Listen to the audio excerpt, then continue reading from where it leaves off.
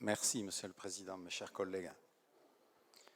Nous vivons une période qui est une période exceptionnelle, extraordinaire, au sens littéral du terme, qui sort de l'ordinaire, avec cette crise sanitaire qui touche nombre de nos compatriotes tarnaises et tarnais. Ce sont des personnes qui sont, j'allais dire, touchées au plus profond de leur être. Je pense à celles et ceux de nos concitoyens qui en ce moment sont en réanimation, ceux qui sont hospitalisés, ceux qui sont malades, ceux qui les soignent, ceux qui les soutiennent, ceux qui les supportent. Et cette situation entraînera un certain nombre de conséquences, des conséquences physiques pour certaines et certaines de nos concitoyens. Certaines nous ont quittés, d'autres vont nous quitter. Nous allons nous retrouver aussi face à d'autres conséquences à moyen terme qui seront des conséquences économiques, sociales, en matière de santé. Et que cette situation nous oblige à un devoir de responsabilité collective pour essayer de faire face. Être membre de l'Assemblée départementale, c'est un honneur pour chacune et chacun d'entre nous. J'ai eu l'honneur d'être conseiller général de 1994 à 2008, d'être conseiller départemental depuis 2015 comme chacune et chacun d'entre vous. Je ne me représenterai pas aux élections départementales. Je l'avais dit, je crois qu'il est important quand on tient un certain nombre d'engagements, quand on a un certain nombre de propos, de tenir ces engagements. Donc c'est la dernière fois que je m'exprime. La dernière fois que je m'exprime au sein de cette assemblée, parce que je ne reprendrai pas la parole d'ici ce soir. Et je le fais avec peut-être une forme de solennité, mais surtout avec beaucoup d'émotion. Parce que me reviennent un certain nombre d'échanges que nous avons eus, parfois vifs, parfois animés, toujours respectueux. Toujours respectueux parce que, quelles que soient nos différences, quelles que soient, j'allais dire même parfois, nos divergences, nous avons quelque chose qui nous rassemble, qui est plus fort que tout cela, c'est l'attachement, et j'allais dire même presque l'amour de notre département. J'ai eu l'honneur de représenter au sein de cette assemblée départementale le canton des Hautes-Terres d'Oc, canton le plus étendu, le plus enclavé, mais peut-être certainement pas le moins attachant de notre département. Cet honneur de représenter ce département et ayant eu aussi l'honneur d'être élu dès le premier tour en 2015 aux côtés de Brigitte, que je voudrais saluer, parce que je veux dire, ce concept et cette notion de binôme que nous vivons tous est un élément important, et qu'avec Brigitte, qui est une femme de cœur, une femme courageuse, travailleuse, dynamique, et avec d'énormes qualités humaines, je voudrais lui dire publiquement tout ce que je pense par rapport à cela. Je voudrais vous dire, mes chers collègues, que somme toute, nous revenons de loin. Parce que c'est pas si éloigné que ça, quand en 2014, M. Hollande, président de la République, M. Valls, Premier ministre, avait pour objet et pour objectif, dans le cadre de la loi NOTRe, de supprimer les départements, purement et simplement. Certains d'entre nous se rappellent les débats qui avaient pu agiter l'Assemblée départementale, mais aussi l'ensemble de la sphère publique par rapport à cela. Pour ma part, moi, je suis un départementaliste convaincu. Je suis un départementaliste convaincu parce que j'ai cette intime conviction que si le département n'existe plus, je ne suis pas sûr que cette échelle de proximité que nous avons sera assumée dans le cadre donc de l'échelon régional. Et ce d'autant plus que ces fusions de régions ont entraîné finalement un éloignement encore plus important. Je ne suis pas sûr qu'il y ait eu toutes les économies d'échelle qu'on nous avait promis en la matière et que chacune de nos communes, chacun de nos petits terroirs départementaux, il est connu et reconnu à Albi, mais il est certainement, peut-être à l'exception des plus grandes villes de notre département, totalement oublié et ignoré à Toulouse ou à Montpellier. Et ça, c'est une réalité. Et c'est une réalité qui fait que cette structure départementale, nous devons la préserver.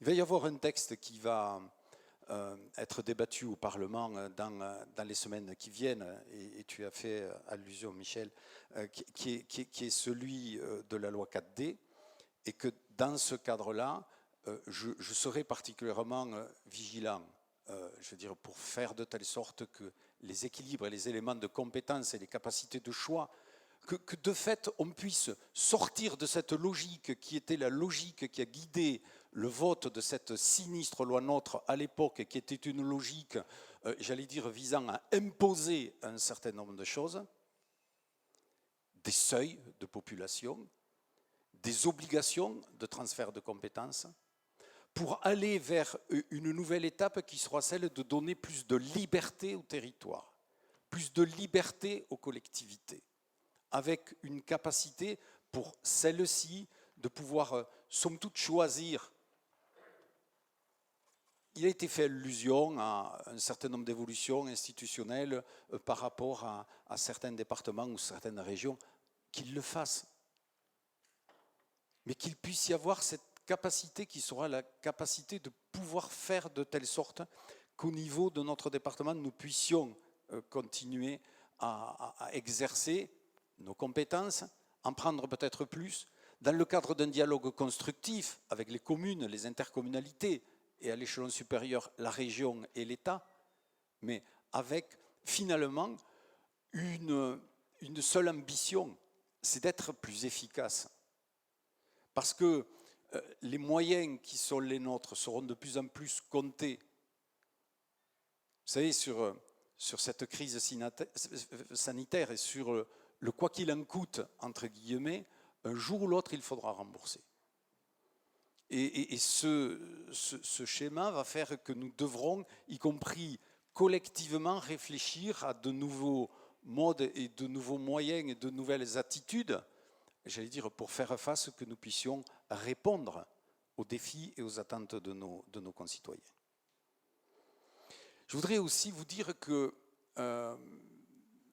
notre assemblée départementale, j'espère qu'elle restera un lieu d'échange, de dialogue et d'écho, avec peut-être un élément de regret. Il fut un temps où tous les parlementaires attardés étaient au sein du Conseil général et au sein de l'Assemblée départementale. Je suis le dernier des Mohicans. J'espère que je ne ferme que provisoirement et qu'à l'avenir, d'autres y reviendront. Mais si j'ai bien compris, à partir du mois de juin prochain, il n'y aura plus de parlementaires. Comme il n'y a plus ou moins de maires de grandes villes du département qui sont au sein de cette assemblée départementale, ce qui veut dire qu'à celles et ceux qui siègent, ça va donner encore plus de force et de légitimité pour pouvoir porter un certain nombre d'ambitions, un certain nombre de projets collectifs. Je dis aussi que ces éléments de responsabilité qui sont celles et ceux que nous avons tous, élus départementaux. Parce que quand on est élu, on a reçu, si vous me permettez l'expression, l'onction du suffrage universel. Et pour rebondir sur ce que disait Marilyn Lerme tout à l'heure au sujet de Sivens, on ne peut jamais, dans une démocratie, mettre sur un même niveau une légitimité qui est la légitimité démocratique avec d'autres légitimités qui peuvent être celles associatives ou syndicales ou autres. Et que dans ce cadre-là, quand des élus d'un territoire mettent en avant un certain nombre de perspectives, d'ambitions et de projets pour leur territoire, eh bien, leur voix doit être écoutée pour ce qu'elle est, c'est-à-dire la voix de celles et ceux qui représentent démocratiquement la population de ce territoire. Je ne vais pas revenir sur ce que disait Jo tout à l'heure. Et c'est vrai, il est normal dans toute démocratie qu'il y ait un débat, qu'il y ait une majorité, qu'il y ait une minorité. Permettez-moi simplement de constater et de donner le crédit à cette minorité d'avoir toujours été, je le pense, le plus souvent constructive. Pas forcément à l'image de certaines minorités dans certaines autres assemblées, qu'elles soient municipales dans notre département ou à d'autres niveaux. Ceci procède de ce que j'appelle cet esprit tarnais, qui est un esprit d'équilibre, qui est un esprit d'ouverture, qui est un esprit de respect, et qu'il est essentiel de préserver. Alors, finalement, au mois de juin, il sera décidé si les titulaires restent titulaires ou si les remplaçants deviennent titulaires et vice-versa. Ça, c'est la démocratie. C'est la démocratie. Mais en tout état de cause, moi, je pense qu'il est important de conserver, j'allais dire, cette vision et cet aspect des choses qui concernent à essayer de travailler ensemble et de se dire un certain nombre de choses. C'est vrai qu'il y a parfois des choses qui ne sont pas agréables à entendre, mais il y a tellement d'endroits, tellement de pays, tellement de secteurs sur lesquels finalement on ne peut pas s'exprimer et exprimer de ces éléments. Et de ce débat, de cette diversité, naît la richesse, et c'est de cette richesse que naîtra, j'allais dire, nos avancées et nos progrès collectifs. Je voudrais bâtir une ville heureuse avec des arbres et des eaux, de grands arbres serrés sur de secrets oiseaux. Comme dans nos vieux livres d'images, quand nous étions des enfants sages, de ces arbres gonflés d'étranges sèves et qui savaient nourrir et bercer tous nos rêves. Ces rêves, c'était les rêves de Louisa Paulin, dans une ville heureuse. Et bien moi, j'ai un rêve, c'est celui d'un département qui continue à être équilibré, harmonieux, qui est cet objectif, cette ambition, cette volonté d'avancer avec ces éléments de respect auxquels je faisais allusion. Et je ne doute pas qu'à compter du mois de juin prochain, eh bien, ce rêve sera transformé par toutes celles et ceux d'entre vous qui y seront, et puis toutes celles et ceux qui rejoindront cette assemblée départementale pour faire de telle sorte que cette fierté que nous avons d'être Tarnaises et Tarnais, eh bien, puisse continuer à être partagée par toutes et tous. Je vous remercie.